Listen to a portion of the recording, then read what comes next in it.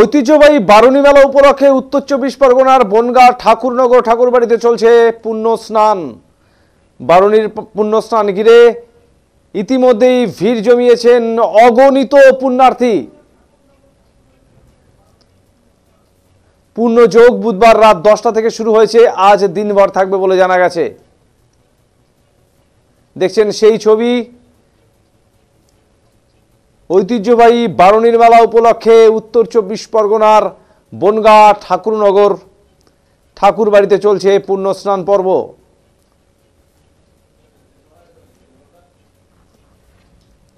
ইতিমধ্যেই অগণিত মানুষ অর্থাৎ পুণ্যার্থীরা ভিড় জমাতে শুরু করেছেন এই ঠাকুরবাড়িতে। দেখছেন সেই ছবি। বুধবার রাত 10টা থেকে শুরু হয়েছে পূর্ণযোগ, আজ দিনভর এই পূর্ণযোগ থাকছে। আর তাই পুণ্য লাভের আশায় ঠাকুরবাড়িতে পুণ্যস্থানে যোগ দিচ্ছেন অগণিত পুণ্যার্থী।